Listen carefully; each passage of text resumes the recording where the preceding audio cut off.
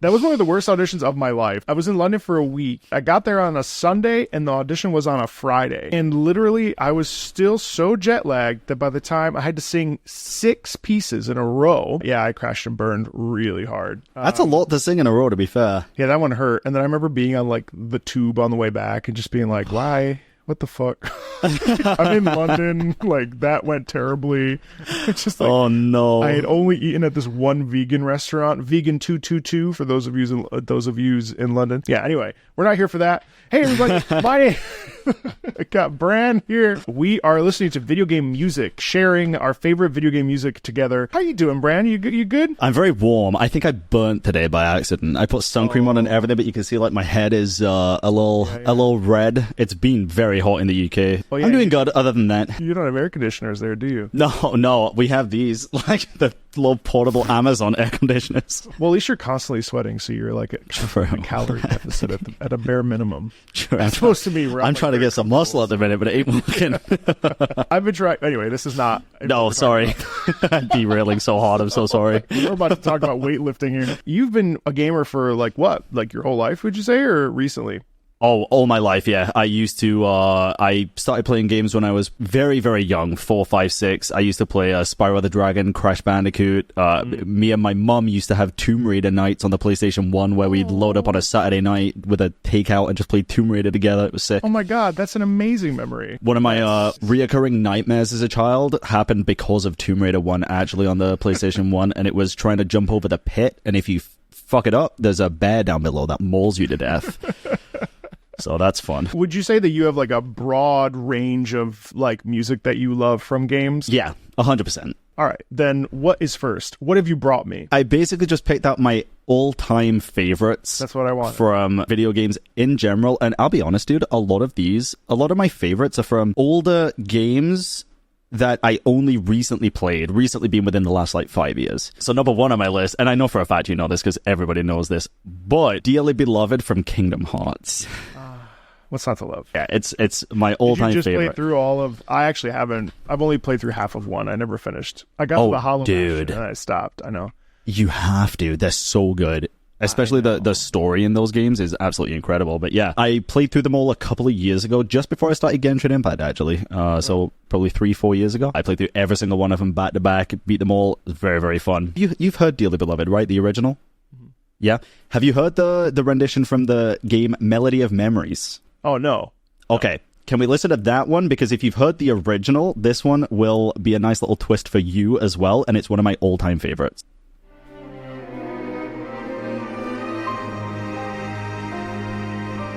God, it's such a fun, different version, That's dude. Pretty. It's just not expected when it hits. Oh, cool. Oh, hell yeah. It's so different to the original. I love the swing. Yeah, very upbeat. Is this from the rhythm game? Yes, it is. The only one that I never played, but I heard all the music from it.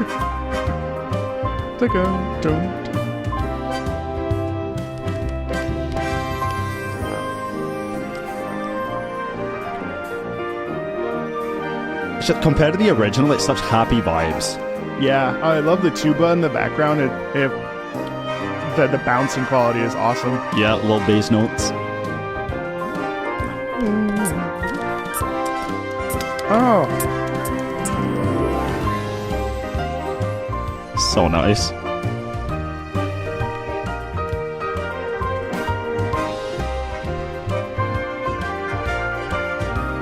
I remember hearing all the different versions of Dearly Beloved as I went through the games, and then when this one hit, I was like, that's so different. Like the jazz aspect of it is so wild. It's so enthusiastic. I love the sense of like forward motion, because the other one, the original is a little bit so much slower. Yeah, oh yeah, 100%. That tuba's slaying me though.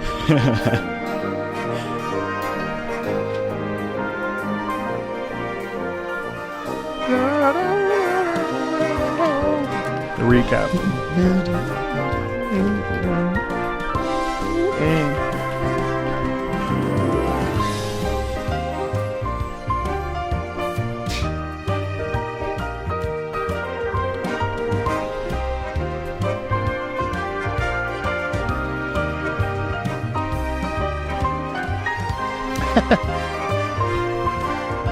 Yeah, it's very repetitive, which is one of the things that I'm not a huge fan of when it comes to music in general. I like a little bit more variety, but this one, because Melody of Memories, the original, held such like a important place for me. Yeah. This one just hits so different, but it's still got that theme, that vibe, that everything that I loved about the original too. Yeah.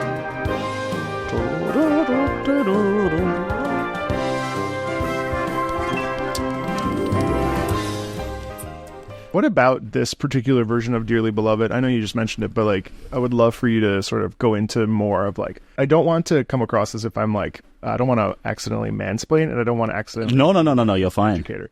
You know more than me about music in general, so... So obviously we love melody, right? And we love variation on themes and stuff. But what about this particular one makes you feel the most, whatever you feel about it? Makes me feel happiness. And the reason why I love it so much is because Kingdom Hearts in general is on my top 3 of all-time favorite video games. But the entire way through every single game of the story, it's depressing, dude. It's so sad, so depressing. And like, the music reflects that all the time, especially in the loading screen with the Dearly Beloved. It's very mellow. When I'm listening to music in my spare time, I don't often like to listen to super sad stuff because it's sad. It makes me sad.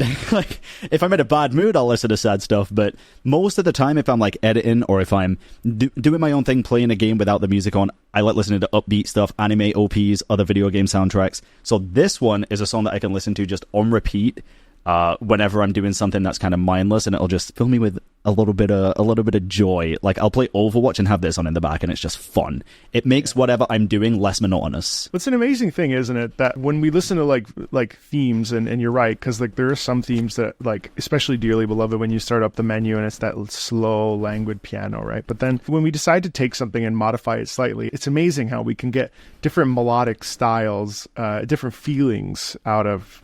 I don't know, it's so interesting. You know what I really liked about this? So I had never heard this, but what I really liked about it is every time I thought we were going to end on a down, we actually end on an up. Yeah. And I love that because it's ever so slightly a variation. But also what was really cool is that we're essentially bounding the melody around. Like I mentioned the tuba while we were listening, but like the tuba like really emphasized the sense of like bumbling almost. And you know what it made me feel like, what if Goofy was like arranging this? It had a very much like a Disney sound to it. Yes, that is a very good way of putting it. Like the happiest place on earth, where you're never allowed to feel any sort of pain and suffering, even though the rest of the game around it is like Kyrie, you know. Exactly. Yeah, it's just like it's the up that everybody needed after the torment of the rest of the games. I love that. Thank you so much for sharing that with me, actually, because I know I need to set aside time. But as you know, with our schedules, it's like, if you're not doing something, you're not living / B making money / C you know, there's a content creation is a real funny game, isn't it? Because you have to, we've talked about this privately, but like, yeah, you know, you sort of I had a very good July, but like I'm still like, when this comes out, it'll probably be September and I'll be depressed. So because, you know, what comes up always comes down. But then you're also in this rat race where it's like Kingdom Hearts has not been relevant in quite a long time. Therefore, it is, you know, we don't talk about it because it's not. It's hard. You just wait for Kingdom Hearts 4. That's definitely coming out next year, surely. Do you find that like content? I know we said we were going to talk about music, but while I've got you here, I might as well like, for sure. Let's pull back the curtain on content creation. Hell yeah! I mean, your schedule is nuts because you stream like basically every day, right? For multiple hours a day. No, I've been really inconsistent lately with traveling so much. Life changes, yeah. Yes, I do plan to get back more consistent. I would like to get back to my OG schedule of just 4 hours a day, 5 days a week. That's what I like to do. But it's tough, dude. Gacha games, there's not 4 hours of content in one gacha game, so you kind of got to play more than one, or variety, and variety is tough. We all know that. Do you ever just take like weeks at a time off? No. I literally bought an entire new setup for the Netherlands to keep over there at my girlfriend's so that I can still work while I'm over there. Wow. Yeah. Yeah, because you can't. It's such a fascinating thing, like taking a break or going on vacation. You know, it's funny because sometimes my mods are like, well, you're a workaholic. And it's like, it's not that I'm a workaholic. I have a scarcity mentality, and I'm just scared of the day that the thing kind of comes under, and it, you know, it's a gift to be able to do what we do. And while I wouldn't necessarily say it's a hard job, I think it comes with tons of pitfalls that make it very challenging. I usually like to think it's like 50-50, 50% luck, 50% hard work. You can get to anywhere with the hard work and with no luck, but it takes a lot more to do it. I think it's a difficult job, especially if you don't have editors, thumbnail editors, all that jazz to be helping you out and stuff. As a solo person, it's incredibly tough. The mental aspect of it too is tiring, draining, depressing. Like, the more help that you have behind the scenes, it definitely becomes a lot easier. I don't think that anybody really brings home 100% of their income. Well, beyond the fact that YouTube and Twitch take a good chunk of it, but beyond that, I mean, and the government. It would be impossible without like Nathan, my editor, and yes, our thumbnail editor, like our thumbnail designer Raul. Like, without like those cornerstones, I don't think it's really feasible to, especially at a volume that is necessary to, like, for most of us, we're blue collar. As I'm wearing a blue shirt, but we're blue collar YouTube folks who are just like enjoy making videos, enjoy making content, enjoy streaming. But I find it really interesting how challenging it can be day to day. Yeah, 100%. Even when you hit like that peak and then it, you know. I think it's actually, last thing I'll say on it, because I know you want to move on, I think it's actually harder when you hit the peak. You think so? Yes, because then you're trying everything in your power to stay at the top, and you don't. Unless you're constantly growing, which is incredibly rare. The mental factor of hitting the peak and then seeing a gradual decline, even though you're still doing well, it fucks you up. It feels amazing when you attach yourself to all the green arrows. Yes. On YouTube Studio. And then when they eventually turn gray. Yeah. You're like, or what am I doing wrong? But anyway, my choice. So I recently started playing Guild Wars 2. I cannot shake the MMORPG games as a service model for right now. I agree. Know why. It's like so satisfying. And so I just told you earlier that I played literally 10 hours of Guild Wars 2 yesterday. Yes. But one of my patrons sent me a really awesome song, which I think is actually so whoever sent this to me, I can't remember who it was. I'm going to find out. I'm very happy and upset with them at the same time. Because you're obsessed now. Because I'm like locked in and like I'm committed. But this is Tarir, the Forgotten City.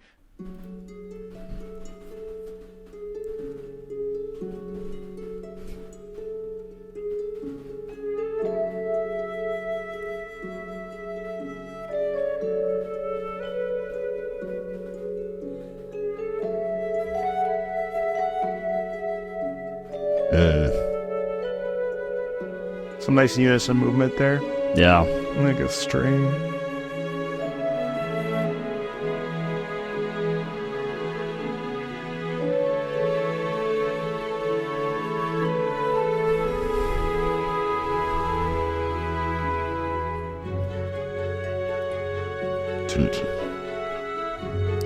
I like that change. You think it's gonna be really slow, but then it starts to like build into something?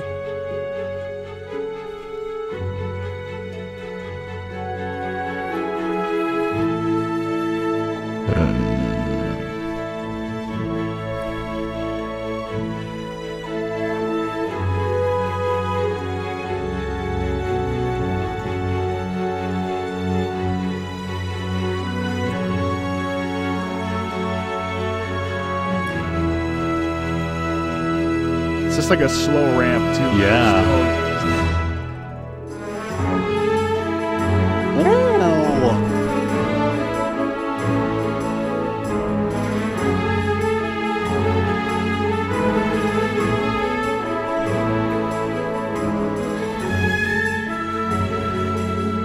Oh yeah, I like this. This is a very good one.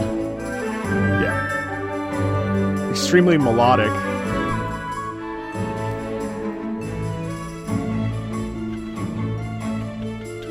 Oh. So many different emotions too. Yeah. It's like meandering with the melody. It's not. It plays with it a little bit. Yeah.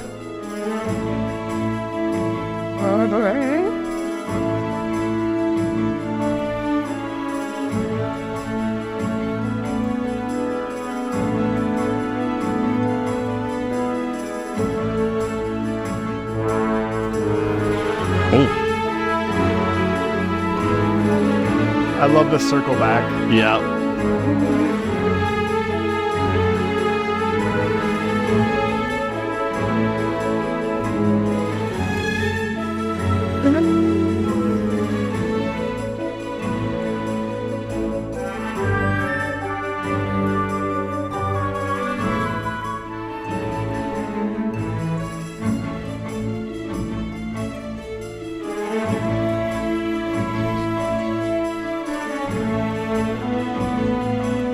love it. It's like you're going on a journey.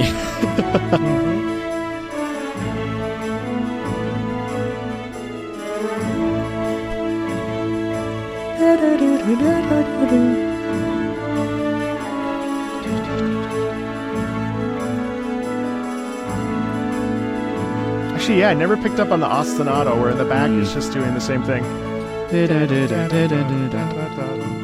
Yeah, it's nice.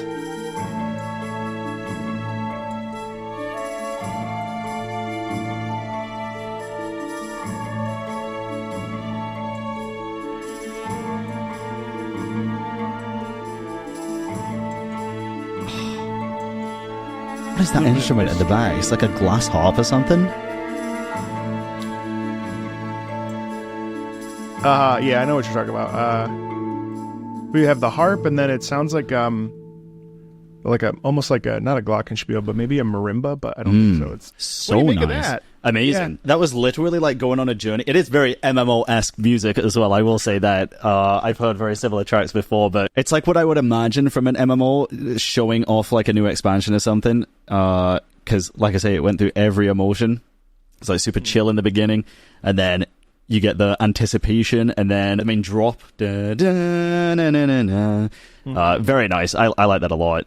I can see why you chose that. So I've been sort of like trying to figure out recently for myself, like what do I really like, and like what is it about like melodic music, and like what makes melody an earworm versus like just a really nice piece of music. And it's not to say that the piece of music is not nice, but like there are certain things that occur in music where we create melodic patterns that produce this thing where you can like hum it 4 days later. Yes. All music has melody and rhythm, but some are like this where I'm like, oh yeah. I also really like how we essentially bookend. So if you really like think about the beginning, like we have this slow build, then we have this big moment where we get the main city theme, and then we have this sort of meandering around, like you talked about, this adventure. Yeah. And then the back half, the last like maybe 50 seconds, so the last minute, we have this decrescendo into a fade out. And it's really cool because we essentially like we arrive and then we walk out the gates. And I think it's so interesting how, even not even talking about instrumentation and stuff, like there's also so many interesting things. Like you mentioned that instrument that I don't know what that is. I've like the harp in there mixed in with the strings, you know, and then there's like trading off with a bit of the horns, the French horn, I think, or the trumpet. Yeah. It's then borrowing the melody from the strings. I don't know. It's just like stuff like this makes me really happy because I love this feeling of like vista and like, you know, feeling like connected to a place through like a sound. Yeah. I don't know. It's really, really cool. It reminded me at first as well of a few Zelda OSTs for some reason. Probably the instrumentation choice, but it was very, very nice. You've very likely heard of this, but let's go with a single or multiplayer RPG, Baldur's Gate 3. But it is not the original OST. It is Raphael's final act. Of course. Of course. I definitely heard this. Did you end up finishing this game? So I am on the literal final part right now. Me and my girlfriend are doing a co-op playthrough for both of our first ever playthroughs, and we're 200 hours in right now. I'll be curious to know about your insights from this because I've only ever heard this out of context, which is okay. Like there's a lot to discuss. Interesting. But I want to hear what your perspectives are playing it, and then I'll talk a little bit about, you know, whatever comes to mind. I do have a complete video of this from 10 months ago with 363,000 views. So nice, very nice. Lives, all mortal lives, expire. Oh. Souls go to their doom. This is what plays as you walk in. I'll explain it after because it's very Complicated. No, it's a lot. But that's part of the reason why I like it so much, how it occurs.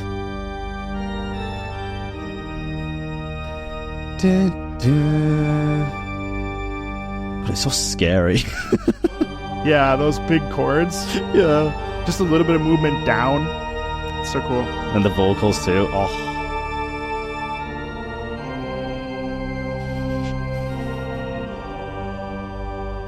The organ. Reminds me of Diablo.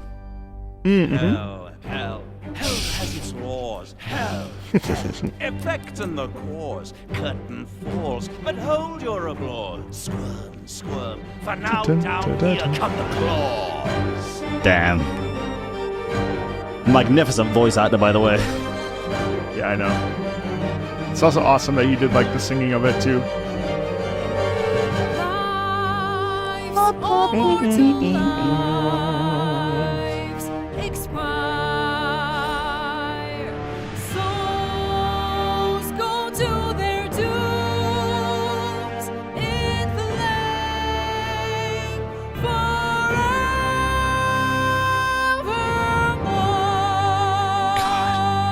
Fools, how hard you have fought. Brave, brave, but it's all been for naught. True souls that couldn't be bought. Doomed, detected, and caught.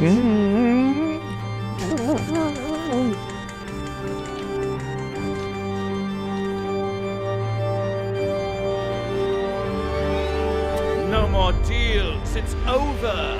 The final act, you're doomed. No more grace, it's over. This house of hope. You're doomed. Oh.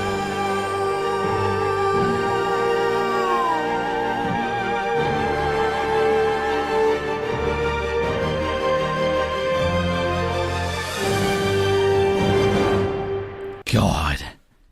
Gives me goosebumps, dude. Tell me why.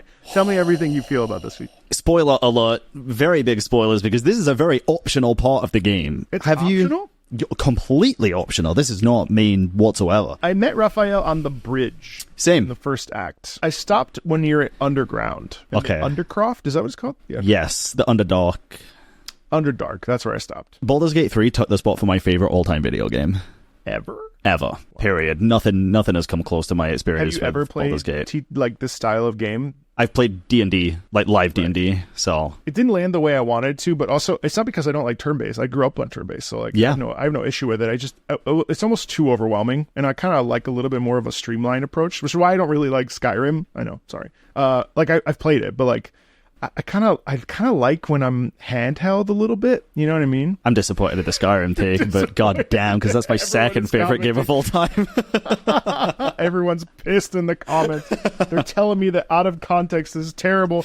And yeah, anyway. So the incredible thing about this is, like you say, you meet Raphael totally at random. He comes out of nowhere, takes you off to this magical man or whatever. Raphael is this, in my opinion, he was never scary. He was just this goofy ass demon who tries to be taken seriously when he's not. Which I think in this song, it encompasses it so well because the female vocalist is powerful. Like the female vocalist has got a voice that just screams power. And then as soon as he comes in, it's just jokes. It's like he doesn't even take himself seriously. So why would you? The way that you even get to this is wild, by the way, because when I say it's side content, it is very side content. We came across it totally by accident. There's a store ran by a demon, but that's pretty normal in Baldur's Gate. You have to sneak behind her, lockpick a trapdoor, go into the trapdoor, read a couple of books to realize, oh, this is a way to hell. Go further into it, set up a summoning circle upstairs to transport yourself to hell. It's like a whole 10-hour section of the game that is locked behind side secret stuff. That you could totally miss. Easily. Completely miss. It's amazing. But there's so many things like that in Baldur's Gate. That's why I love the game. But yeah, so we did that. You're in hell. You get this mission to like do whatever, which unlocks even more side content stuff. It's crazy. You're doing all this behind Raphael's back. You've got someone in your ear, I won't say who, just saying like, don't do this. This is a bad idea. Raphael is very strong. He will kill you. So you're like, nah, fuck that. We're going to do it anyway. We're better than this. We can handle it. The further into hell you go, the more difficult things start getting. It gets more serious, which is already really, really cool. The music starts amping up as it is, which makes you feel in danger. And you get to this part of the game, and there's only like 2 of these things that we actually came across in the whole game. You have limited turns to escape hell, which is very cool. You start from like one end, you have to get all the way to the other before like 10 turns runs out, because Raphael's coming. So in your head, you're like, oh shit, like we have 10 turns, otherwise we're going to die to the demon. You make it to the portal out with like 3 turns left, and then the music starts playing before you get out. And it's the female voice at first. And when me and my girlfriend were playing, we were like, 'cause it starts playing quite quietly, and then it ramps up very quickly after like 10 seconds so you can hear it fully. And we were like, is something playing on Discord? Like, we were very confused because it's not often this happens in Baldur's Gate. We were very confused. And then Raphael's voice comes in and you're like, oh no. And it genuinely made us like look at each other and be like, we're fucked. And then it does go into the cutscene and he comes in and then the music starts ramping up and the boss fight starts when the crescendo happens and everything gets serious and you're like, oh no. This is just it was one of the hardest fights in Baldur's Gate 2. Apparently you can mute him and he stops singing. That's what I read. That's pretty incredible. Wait, really? That's such a cool detail. I mean, that's what makes Baldur's Gate 3, regardless of whether or not anyone's played it or not. Like, no one can deny how amazing Baldur's Gate 3 is as a concept and like the love and care put into it. I mean, like stuff like that. Yeah. That's insane. So wait, so when you get to Raphael, does the turns reset, or do you only have 3 turns to beat him? No, so the turns are gone by that point. He's already there, so he comes in. Very difficult boss fight, 666 HP, of course. That song in Baldur's Gate made us both feel exactly the emotion they were very clearly trying to make you feel perfectly. It encompassed that entire place in a snap. There's so many little details in that song that are just so good. What I find interesting about the singer's voice at the beginning is that it's very powerful, but it's done in a way where there's not like overproduced. There's not a lot of vibrato. There's not a lot of like, there's tone, but there's not a lot of production in how she approaches the song. Yep. So it feels very like, almost like vernacular, like talking. Yeah, and then quite natural. Him obviously like, that's all like, essentially, it's a thing called Sprechstimme. Have you ever heard of this term? Sorry, what? Sprechstimme. It's a German word. I was going to say, is that a Dutch word? It sounds so.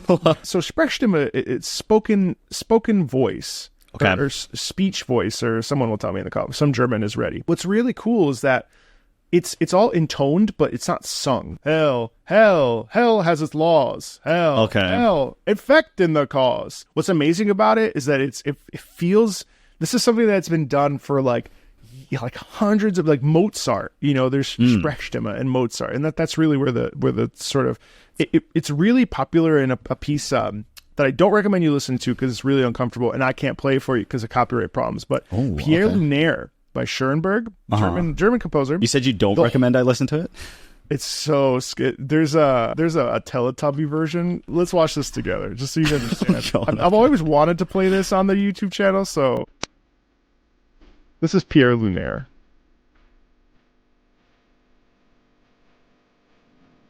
That's Sprechstimme. Okay. Did someone put the Teletubbies on top? Just wait, it gets better. I say, what is this giving me like a child version of Fallout? Yeah. The hell? The Teletubbies. Oh, I don't like that. You know about the Teletubbies? Do you know the Teletubbies? I used to watch it all the time as a kid. Tinky Winky. Oh god, this cracks me up. This is like a classical music meme. I don't even like the instruments here. Like the way the music sounds is terrifying. I hate this. It reminds me of Tiptoe Through the Tulips. Well, that's enough of that. I don't want to listen anymore. Yeah, don't blame me. That's Sprechstimme. Okay. Obviously, Raphael's final act is not like that. But the style is very recit style like that, where it's whoop, whoop, whoop, whoop, yes. whoop, whoop, whoop. So anyway, definitely. I feel like that adds so much to it because it creates this feeling of like, oh my god, he's like talking to me in song. What the hell? It's cool to know. I'm glad to know that, and I think it's one of the things that makes Baldur's Gate 3 so special is that it does stuff like that. It's like willing to. It's funny because I played this for classical musicians and they're like, well, it's a little silly. But I guess by what standard? Maybe like a classical music standard. But I think it serves a great purpose. And honestly, the song is fine on its own. I just think it's so cool that they did that. I totally agree. The song's fine on its own, but it is pretty much just fine on its own. With the experience, that's what kind of. The embedding of the like the being in that experience and hearing it for the first time in that situation that's happening is what makes it so high up on like my own personal list. This is always a problem because I have too many things that I enjoy talking about and I just don't know what to bring you. I have a lot of hot takes today. I'm feeling a little spicy. I think this is Friday when we're filming this. I'm not the biggest fan of Hades or Hades 2. Me either. Okay. Sorry. Why don't you like them? You throw yourself in the fire first. I played it. It's just not my kind of game. I could appreciate that it is a very well-made indie game and it's a very good game for people that enjoy that kind of game. It's just not for me. It's an amazing game. Yeah. That I played for, 15, 20 hours and I was like, I don't like roguelikes, really. Good for you. I I did like 5 hours. Builder roguelites. 5 hours? Okay. Yeah. Ooh, deck builder roguelites, kind of like Inscription or something different. Inscription. I don't know why I was pitched so high. Inscription's very good. I'm halfway through Inscription, but again, Nice. Inscription's like, what do I do? I've never played it, so I don't know. Oh, you should. It's pretty cool, but Okay. it's one of those games where you like keep going, and if you're not looking at a guide, but maybe this, I guess I'm a terrible gamer. I don't know. Maybe my taste has changed as I've gotten older. But like, I don't like games where I have like no sense of direction. I want to play the game. Tell me what to do. My check. I think I'm an MMO. I mean, maybe I've just become too much of a Yeah, like, maybe. go here, do this. Look at the list, go to this place, fetch this. Oh my god! I think that's why I love Ubisoft games, because they tell me where to go. Yeah, I mean, maybe.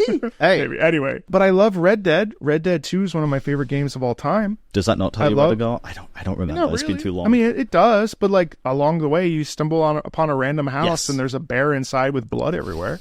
probably the Tomb Raider bear.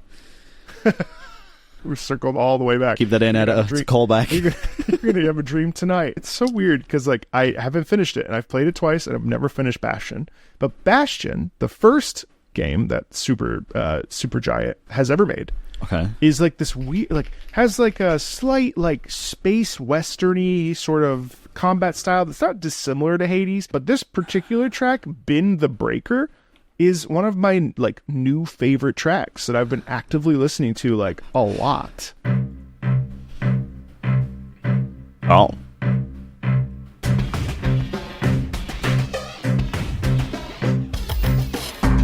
Oh, this is not what I expected. I know. Isn't that cool?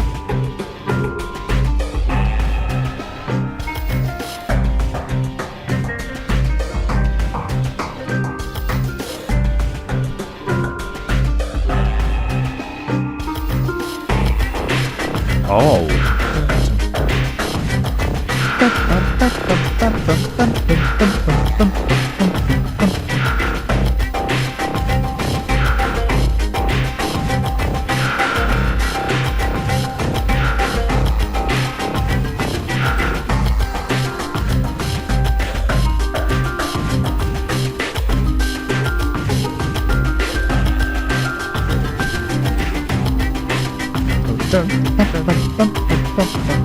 Oh, this is very interesting.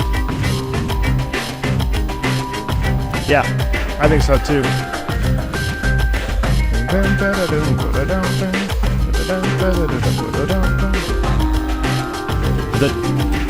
The timing of the drums is crazy. Yeah.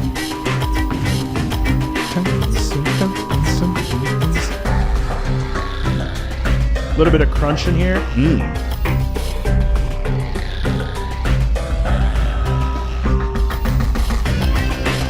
That gives me space vibes. Oh, hell yeah. That's awesome.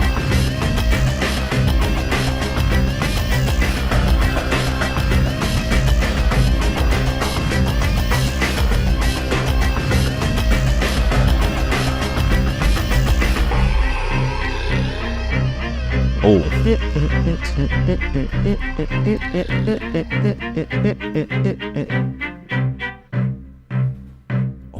Removing the instruments one by one is a crazy move. Pulling back just to that cello and then. And they just add them back in one by one. Yeah. Instead of looping, it sort of like resets in a different way. Yeah, it's like it gets broken down and rebuilt.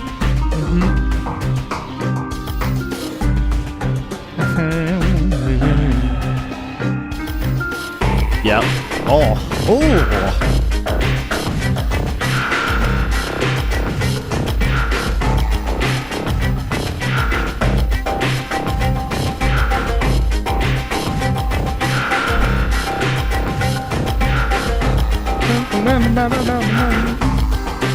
Is that a voice in the back?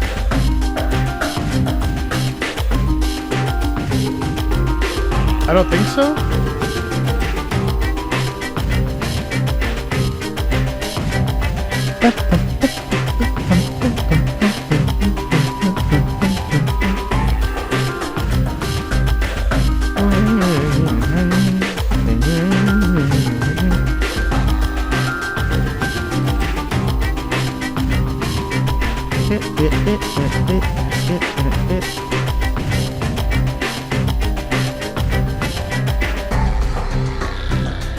Boom.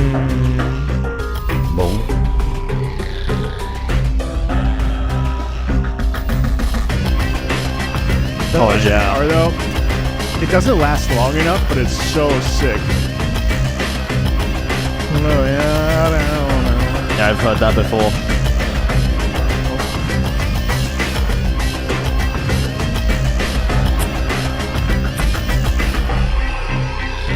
So good.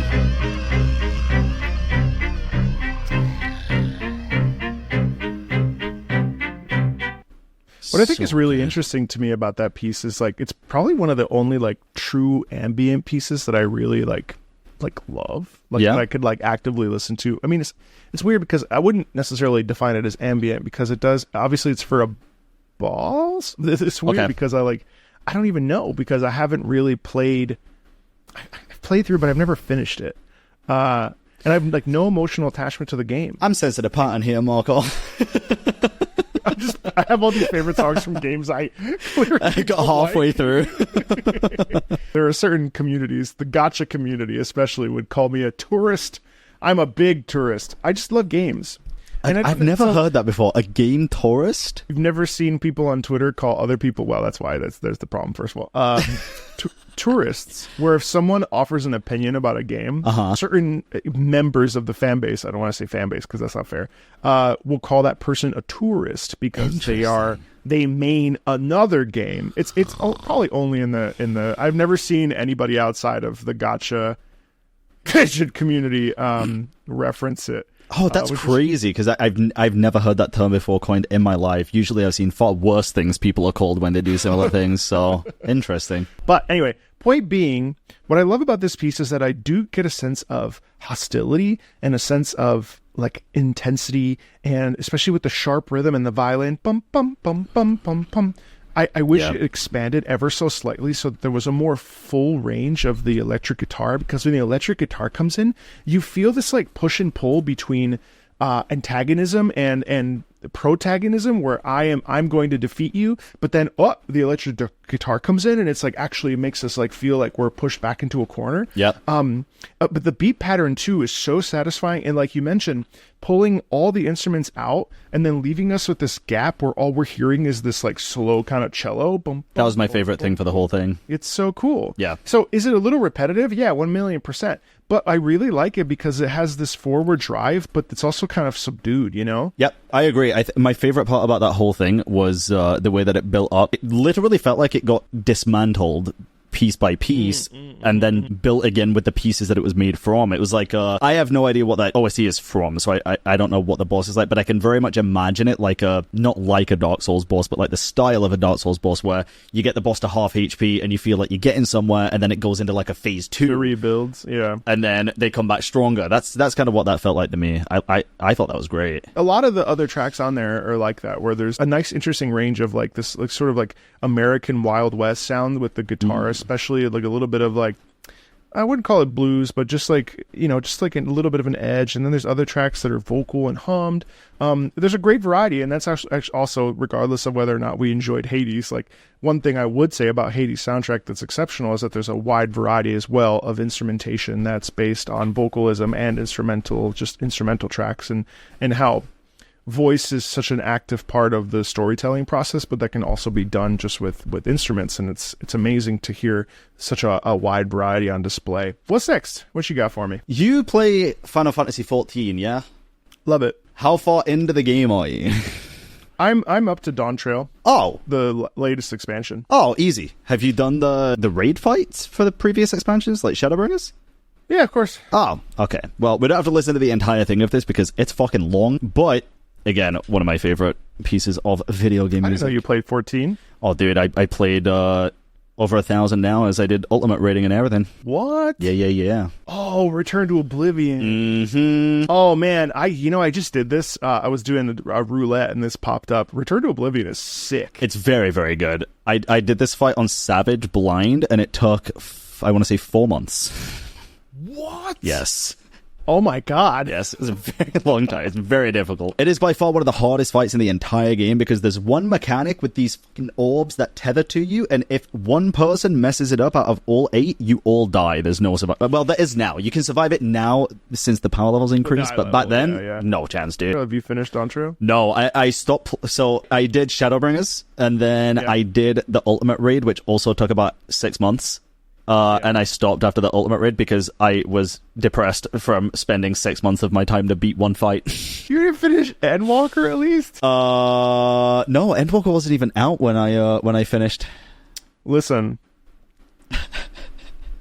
You really should just finish the saga. I mean, like, you could stop there. You don't have to do Dawn Trail. Here's the thing. I actually re-downloaded the game and tried. I saw all of the buttons and I was like, I ain't got time for this. Like, I ain't got time to learn this stuff again, dude. My muscle memory didn't kick in and I was like, I really don't want to go through relearning all this. Shadowbringers does something that I've only seen done also in Warframe, where there's this big pivot and there's a big shift, and then all of a sudden you're like, whoa. Yeah.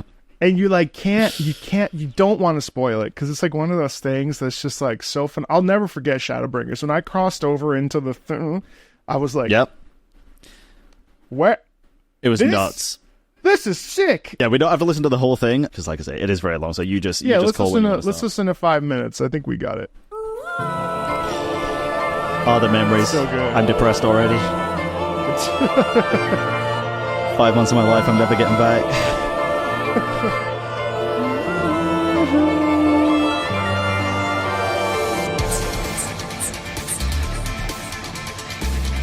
God.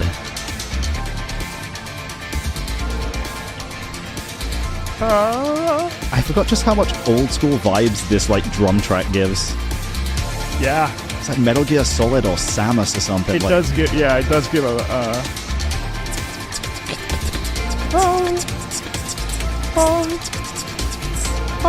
so good.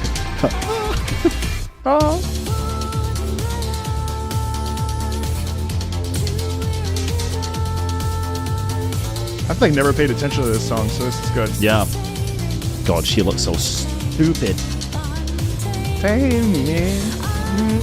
Oh, this might be the Savage version of the fight. You can actually get... Yeah, it is. You can get to see it here. Oh, alright. Oh yeah, because look at the numbers. Yeah, the numbers are up.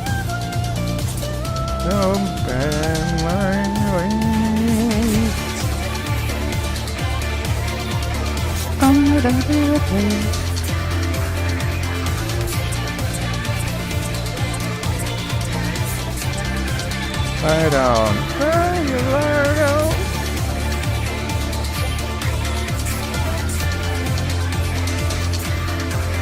God memories.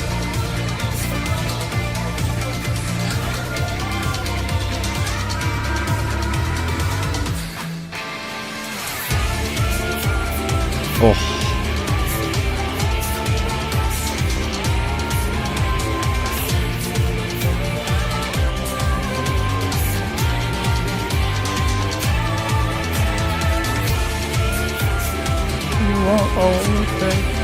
Such a beautiful game with the... Everything's a pattern. Yeah. Yeah.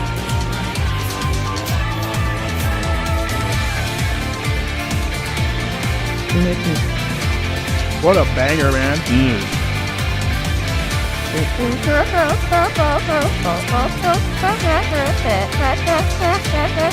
Wait, oh my god, these guys are gamers, dude. I forgot Race Felger's in this.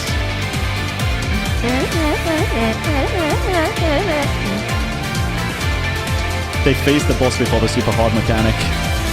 Really? It must be, This is 4 years ago. That's insane. Sorry, I'm getting off the music train. No, it's okay. You're like tuning in. Yeah. You got your PTSD. I was waiting for that one moment and it didn't happen. I was like, am I misremembering?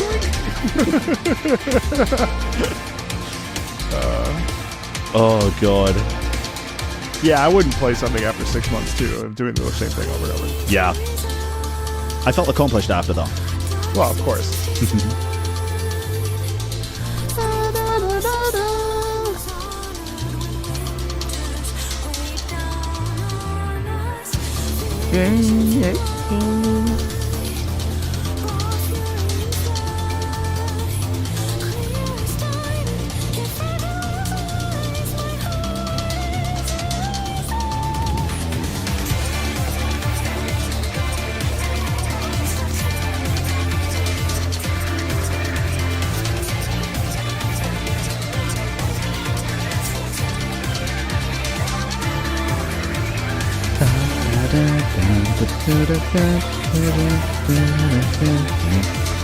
God.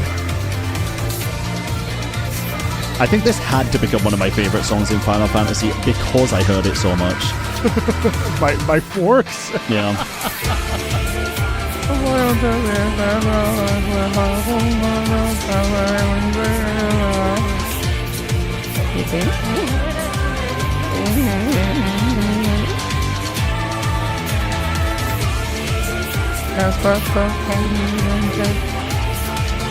So, like, obviously there's some big feelings that come not the best feelings that come to you with the song. Is there something about it that you especially like? You'll notice a lot of things, I think, when it comes to myself and my favorite video game music, and a lot of the time it's not even necessarily just the music itself, but also the experience attached to the music. What it's attached to. Yes. Yeah. But, I mean, to be fair, there's been a lot of moments in other video games that, like, I've loved the moment of, but the music just doesn't fit with it or hit as much, or I don't remember it as much. So, I mean, that's a testament in itself to the music. I honestly couldn't tell you with this one. Honestly, partially because it's been that long.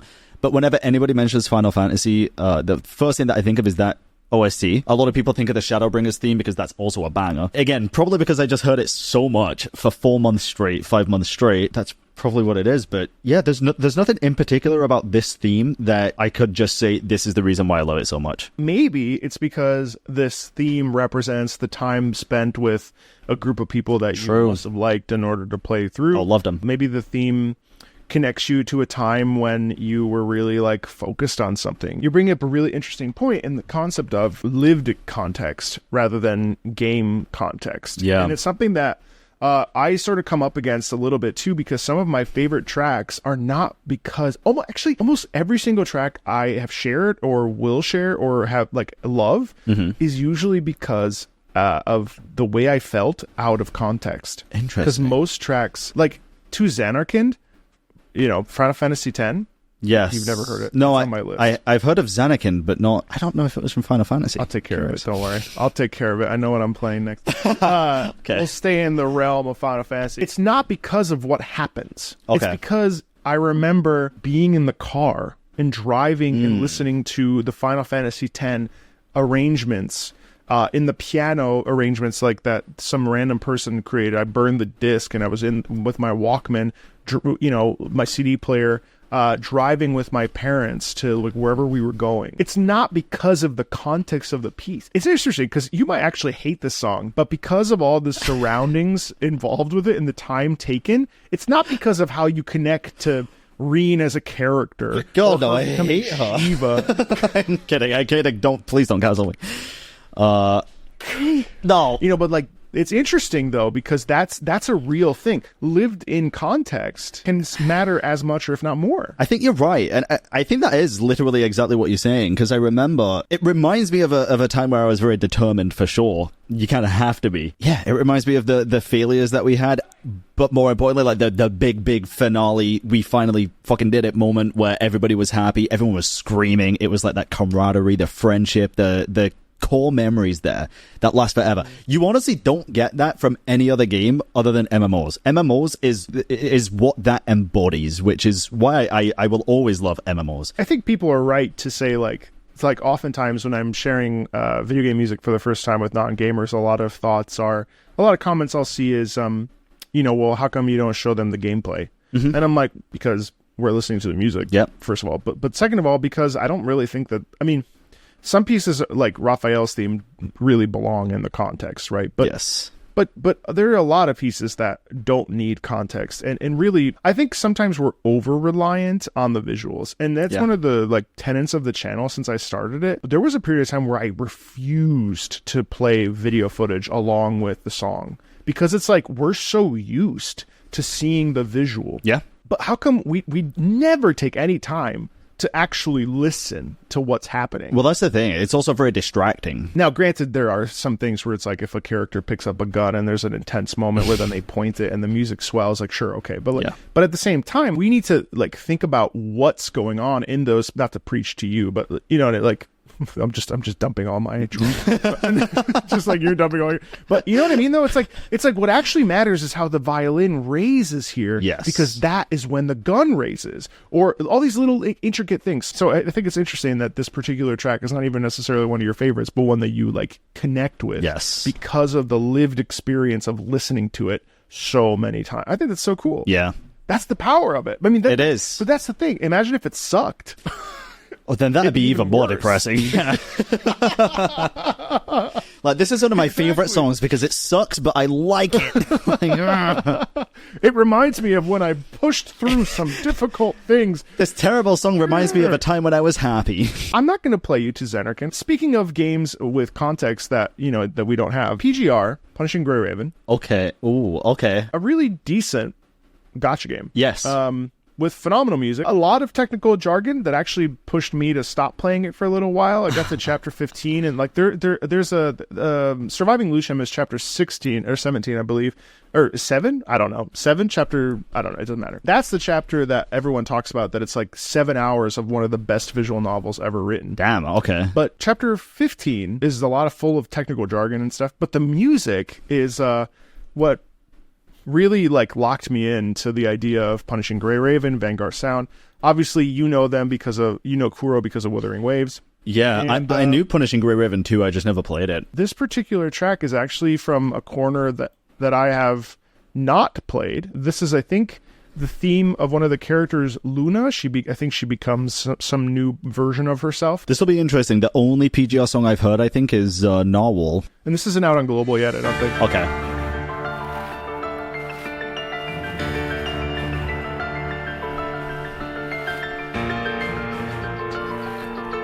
Oh.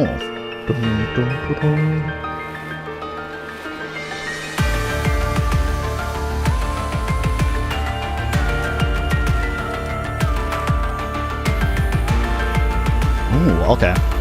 I like the drums at this. Yeah, oh yeah.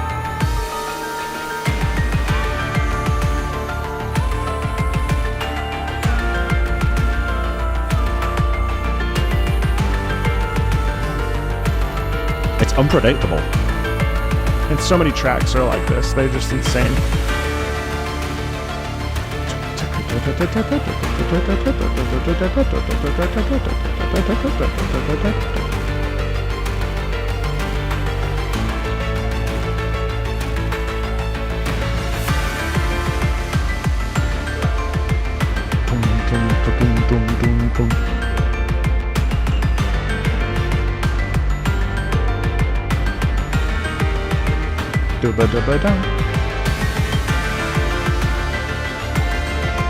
Ooh.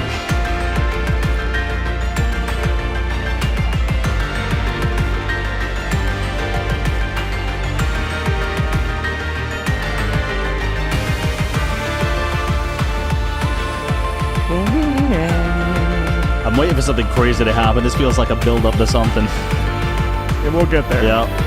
It's a little bit stretched out, but the payoff will be worth it. Oh, for sure.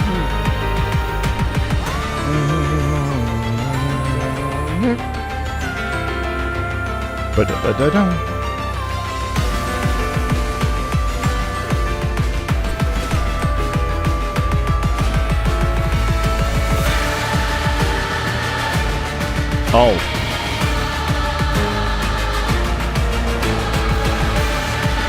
We still got more peak to climb, baby. That's scary. Yeah.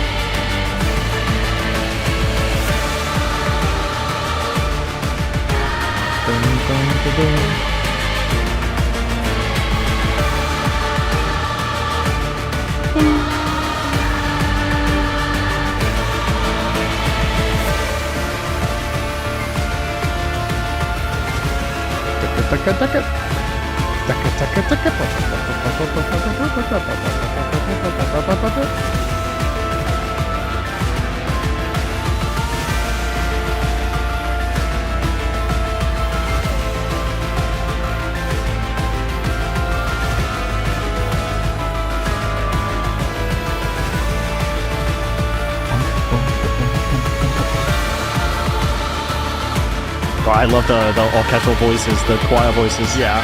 It's so heavy in unison, too. Yep. It's really sick.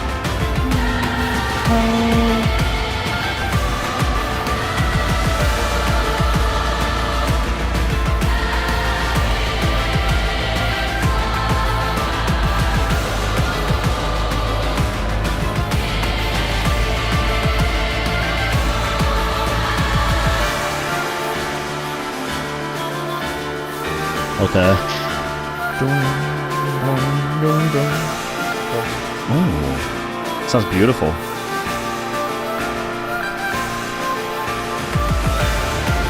Time to buckle up. Yeah.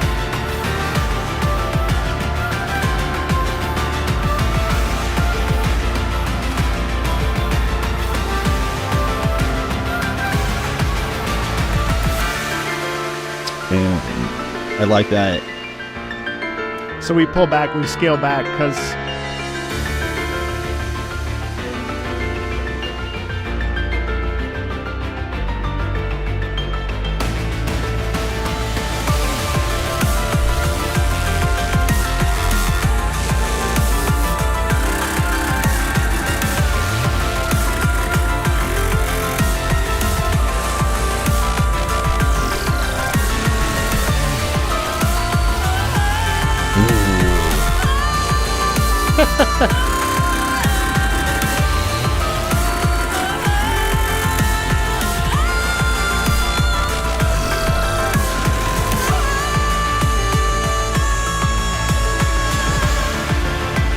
God damn.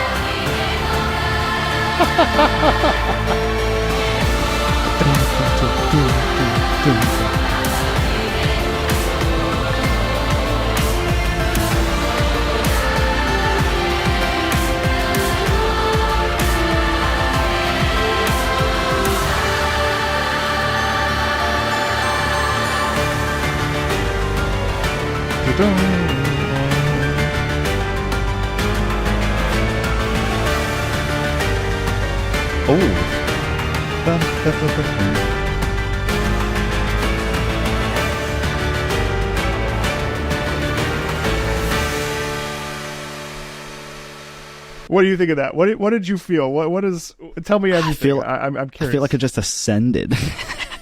That was amazing. What is my favorite part about that entire thing, by the way, was the vocals near the end. What is that style of singing that you'd say at like 4:49, 4:48-ish? Because I'll tell you exactly what it reminded me of. What does it remind you of? The Witcher. Yeah. Oh, yeah. So there's a. I don't think it's exactly this, but it's a concept called white singing. Okay. And white singing. Let me just quickly grab a. Just so I'm correct. White voice is a traditional Slavic singing style characterized by its bright and open sound, and it utilizes an open throat, and almost always it's vowels. Okay. Ha, ha, ha, ha. It's like very like connected to the like gut and the soul and like the body right in here. Uh-huh. So like, and it punches almost always. Yeah. Amazing. I love that so much. I feel like I've got to listen to more PGR music now. That was my favorite song of the whole day. That was very, very good. I added it to my playlist midway through. This is a 6-minute piece. Yes. Why do you think that we have 3 minutes? Beyond the fact that let's consider battles like stuff. Why do you think we have 3 minutes? And there's no right or wrong of just like sort of pattern setting. You know, with the beat pattern and with the piano ostinato that's happening under there with the.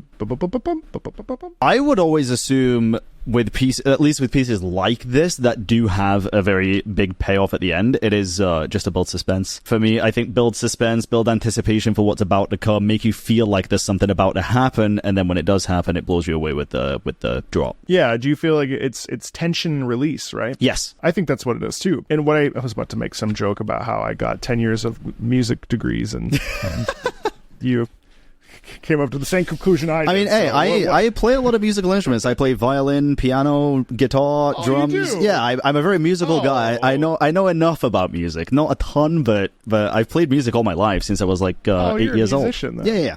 I didn't know you were a musician. I just did this because I think you're cool. But all right, well. Well, I guess that helps perfect. a little bit. It's almost like if we don't release, then there's blue balls. Probably can't say. I mean, that's literally true. You can say that. That's fine. It's what it is. educational. YouTube, don't demonetize.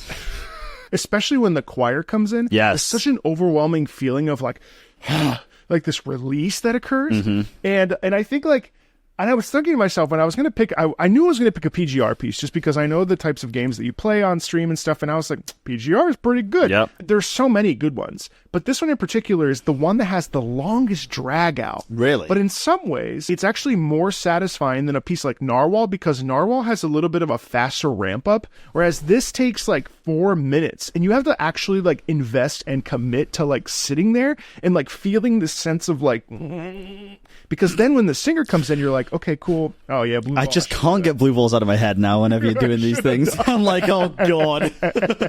The amount of photos that I'm always concerned that could just be taken out of context from my channel because it's like, you know, Oh yeah, 100%. people are like, your thumbnails, they're so exaggerated. I'm like, No, they ain't. do you know that those are literally the faces I'm making in my video? Yeah. And I know that you know that Raul takes our faces from the video. Or sometimes takes your face for my video, throws you under the. It was my fault I said, you know what? I'm a hot take this. Yeah. You handled that well, I felt. Thanks. I stand by my hot take for the I stand by it. I think I am always of the mind that everybody is entitled to their opinions. I like to make the joke that like what is it that I always say? I was like, whenever someone's given a very stupid opinion, which isn't actually an opinion, I'm always like, everyone's entitled to their own opinions, even if you're wrong. Just to annoy people. Like I said before, you know way more about music than me and than most people, whether you like to admit it or not, or like openly say it or not. I know, I can tell, but you do, like you genuinely do. So I think you speaking on those matters holds way more weight than me saying anything. I think you're fully entitled to your opinions on different music Well, pieces. thank you. Yeah, for sure. I didn't realize this was the part of this where we praise me, but I will accept it because my self-esteem. Yeah. I'm balding, so I mean, you see, look at you. You have the perfect head of hair. For now. Me? For now? Well, how old are you? 27. 27? Yeah. I'm 10 years older than you. This is what happens. So I need all the praise I can get, man. On Billy, they've told me that I have more hair on my face than on my head. They're so nice over at Billy. Billy? Wait, everyone's so nice to me on Billy. What's this song called? I don't even know. I always mispronounce it. Moonlit Occultation has Occultation. Is that even a word? Did they misspell it? It wouldn't surprise They me. made it up. Occultation is the state of being hidden from view or lost to notice. To me, this song is really about like growth and change, and I actually think that the beginning part of it and the reason why it delays so long is because the metamorphosis requires so much time. Yeah. Right. When we think about like the development of a caterpillar into a butterfly, you know, when it goes into cocoon, what you said was so accurate that there's a natural buildup and like a tension that occurs when like the process of birthing happens. Yes. And so when I listen to this piece, the release is the come down from it is my brain. We got blue balls come down, childbirth. This is a lot. Stop This is an interesting one. The setup and the release is really satisfying. I think It because is. it requires so much time to like become a new version of yourself. Yeah. And that's really, I think, what the whole like purpose of it is, especially with that release with the white voice. It's really powerful. My God. What's your next pick? I was torn between a few different songs here, but I think I'll go with one that's lesser known a little bit. You might have heard this one then, to be fair, because it's a semi-popular song if you like to actually play the lyre in-game. Originally, I was thinking a Skyrim song, but you said you didn't like Skyrim, so fuck that. No, I like Skyrim's music. I'm kidding. But it's songs that you've heard thousands of times with Skyrim and stuff. So instead of Skyrim, let's go with The Elder Scrolls Online instead. I love ASO. Same. I'm currently playing it again. I've played like quite a bit, like at least 100+ hours. I was really hooked in. That's cute. Oh God, how many hours do you have on Elder Scrolls Online? On the PC client, only 415. How do you have time? You're always streaming. You stream 4 hours a day. Well, I guess To be Yeah, but then you're making videos. To be fair, all of these 415 hours, other than the past couple of days, were before I even started streaming. I really like ESO. I think ESO is underappreciated.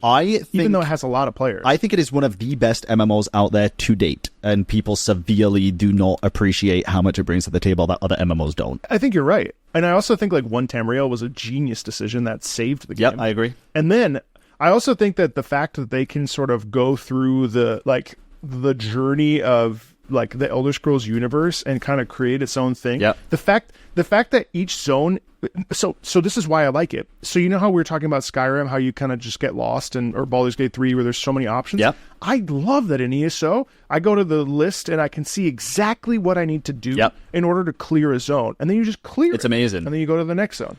I love that about it. Also, every iteration of the main theme is amazing. Oh, dude, 100%. All right, let's listen. Let's give it a go. When Akatosh slew Lorkhan, he ripped Oh, she's so talented. She is. right She's out. phenomenal. He hurled it across Tamriel, and the heart was heard to shout, Red diamond, the heart and soul of men. Red diamond, protect us till the end. Oh, beautiful. The laughing heart sprayed blood afar, a gout on Sirot fell, and like a dart shot to its mark, down in an Aeliad well. Magic effused the Lorkhan blood to crystal red and strong. Then wild elves cut and polished it down to Chimel Adabon. Red diamond, the heart and soul of men. Red diamond, protect us till the end. God.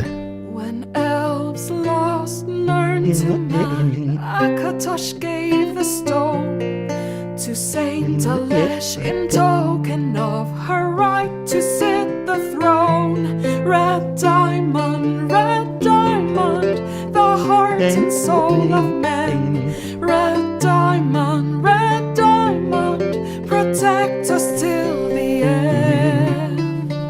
Wow, it's so pretty. It's amazing. Why do you like that so much? So I'm a big fan of bardic songs, like bardic inspiration. Baldur's Gate. Sorry, brain rot. I love bard music in general because I love how like a tale is told through song, and sure, it's exaggerated a lot, but it's usually quite accurate to what's happened. And again, call back to me associating songs with memories in video games. It just is what it is. But this style of music is one of my favorites to exist. Also, sea shanties, surprisingly. It feels raw, feels natural, feels emotional. You can hear emotion in everything. And it's usually either a cappella or just one instrument and vocals. So it's very easy to just lock in, listen, pay attention. Like I say, I you know what I'm like. And for those of you that don't, actually, I guess, in any game that I play, I usually lock in on the story and the lore and all of that. And that's usually my main focus. So with Elder Scrolls, there is a ton of lore. Usually the bard songs are little side stories that help form the main plot together. So like Red Diamond, if I'm remembering correctly, and from the song, Akatosh was handed down a red diamond to the next person, which was like the heart of man, and crowned them the next ruler of the place to protect the people. And like you can hear all that in the song. It's just beautiful. Beautiful, beautiful, beautiful. And all of the bard songs are like that. This was one of the few songs that when you type /loot in ESO, your character would play. So every single day when I was very, very much a child, I'd go to the enclave where all the endgame stuff happened, and there'd be 10, 20, 30 people just chilling there doing the endgame stuff, and I would just, if I had to go for food, I'd like type /loot and play this song on repeat, and everyone would come around and like clap and dance, and it was just, again, that camaraderie, that kind of the MMO vibe. Yeah. It just encompasses everything for me. I love it. What I really like about this style of music is that if we really look at like history, like troubadours and bards, these are people that have been sort of guiding, you know, your average person for thousands of years, you know. And I think it's really cool too because it's not so much about the show so much as it is about telling the story. Yes. And that pared down element where it's either a cappella, like you said, or a really like simple like lute or a guitar or something, where those instruments kind of do this interesting thing where there's a concept in opera called recitativo, and recitativo is essentially like I play a chord, bring, and then the text usually would be in Italian because it's a very common Italian trope, and it'd be like, you know, I'm going to get the bread today because I need to go eat for my family. Okay. Brum, brum. I must go and traverse the world brum, to see the sights. Brum, brum, brum. And then starts the proper aria where it's like, you know, what will I do without the bread for my family? Die. And so the setup musically comes from the Recit, which is super pared down with harpsichord. And with this, it's interesting because this is like telling a whole story in the span of a minute and a half, where we could also like dive into like a full proper like song after this with like a full orchestra or something. But it's so satisfying because I don't really know how I'm going with this, but I'm just going somewhere. What I really appreciate about this is that we still get like the full package of what Blue Ball's package. Yeah. We get the full. I'm like doing this with my face. It's just going terribly. God. It's amazing how we're handed it to us. This like journey through song. In a real simple, like, rote way, too. Yeah. That's the other thing, is that this is such a common trope where we're essentially, like, strophic pieces. The melody, the underneath the accompaniment never really changes. What changes, though, is the text. We see that all the time in things like German Lieder or English song, because, you know, you're English, so, of course, I have to include that. But, like, Dowland, John Dowland. You would love this. John Dowland is the exact same style, but in sort of a classical writing. But like what we essentially get is a recurring musical experience underneath that accompanies the story being told. And the story being told, the music sounds the same, but the lyrics change. And this is, I mean, we've had this for hundreds of years. Anyway, that was a long rant about that. But I think it's really interesting how even though ESO is doing that in a modern time, but this is something that we've been ascribing to for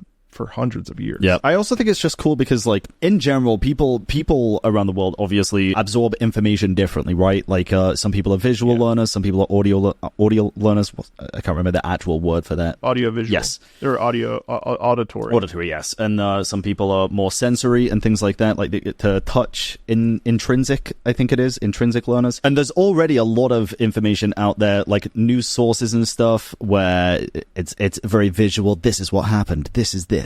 But I just think it's very cool to have like one of the first sources of news, I guess, or stories, record keeping, was music. It's so cool. I think people undervalue how valuable. Yeah, no, you're right. That works. They undervalue how valuable and how important music is to the overall like cultural landscape of like existence. Yeah, that sounds incredibly deep. But I agree. Because you're right. Who knows what news they were telling when this style of music would have been played. Yeah. But like this music was played somewhere at some time, not just in Fantasyland. You know what I mean? And I think that's really cool. Yeah. I can't let you leave without having you listen to Ace Combat music. Is Ace Combat? It's a fighting playing. Yeah, I played that. On a PlayStation 2? Or maybe even 1. Have you played it recently? No.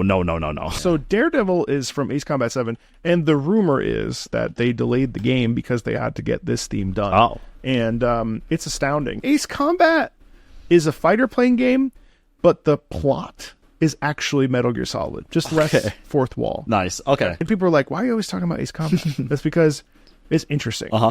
And because it's deep, and because it seems really silly until you listen to the music. And the thing is, left, right, you get shot at, you go too far to the floor, you stall when you go too high, you're going to die. Yeah. And there's a sense of stress in it that is really satisfying because you're also flying in this mighty giant airplane that can absolutely destroy people with your missiles, right? Yep. So there's this like push and pull between antagonism and protagonism, like I mentioned earlier, but like also like you can easily get destroyed by a pilot that's way better than For you, sure. In the game with the NPCs and stuff. So anyway, this is Daredevil. This occurs at like one of the pivotal parts of the game.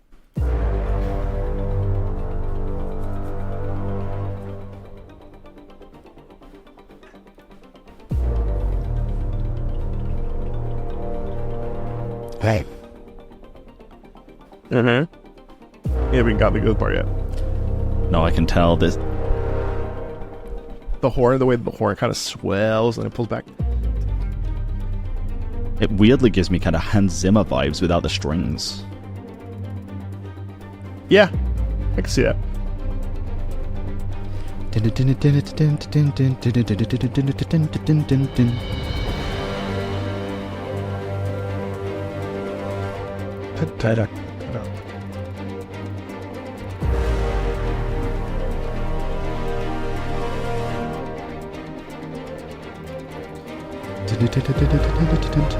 Ooh. Never mind, the strings are there. Yeah.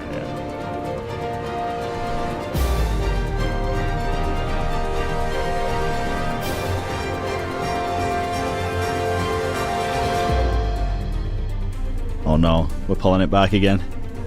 Yep. A little bit of castanets. Oh. What is happening?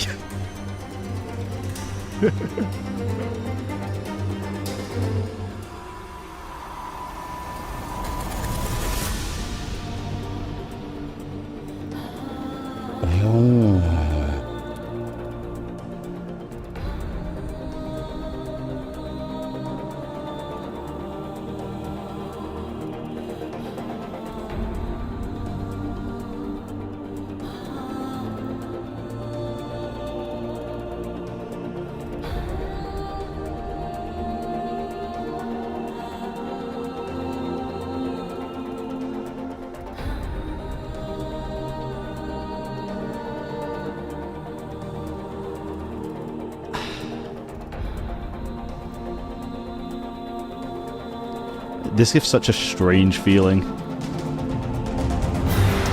I can't wait for you to elaborate on that.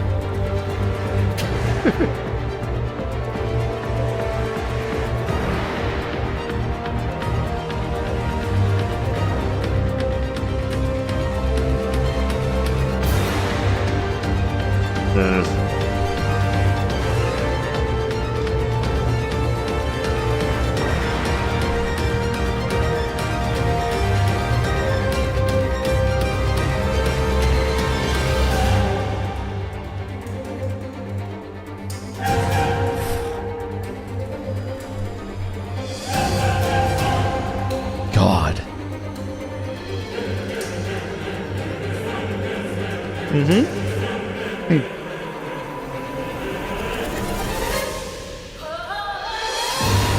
Oh, damn. Okay.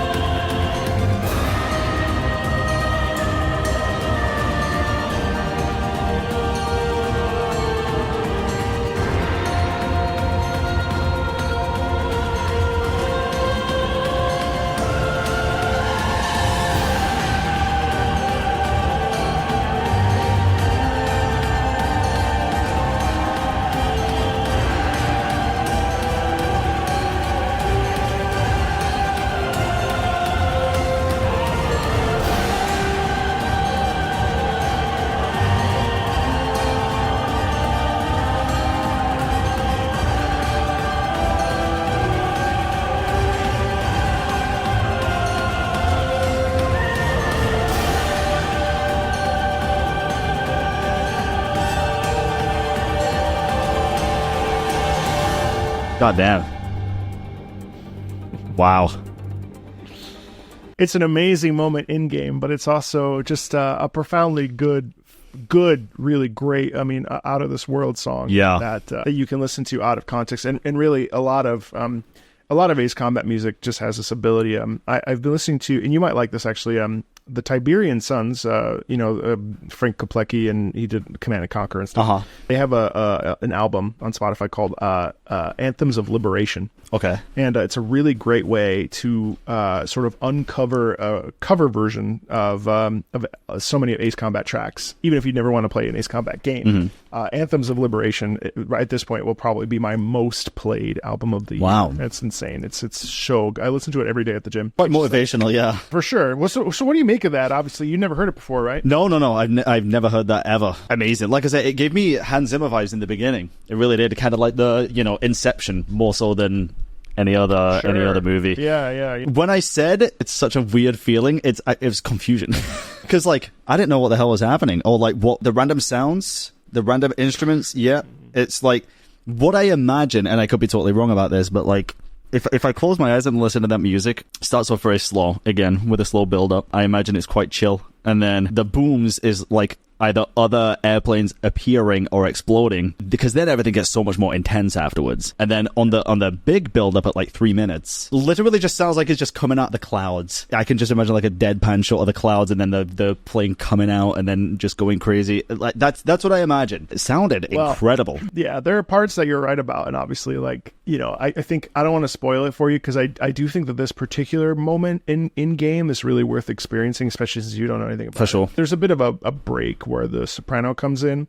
That is a really, like, the drop happens because of something. Ooh. But they smushed it together for the sake of the track. I see. Okay. I like that. But it's one of those moments where you're like, video games. Yeah. It's like, yeah, that's sick. Kind of like Raphael's final act. Yeah.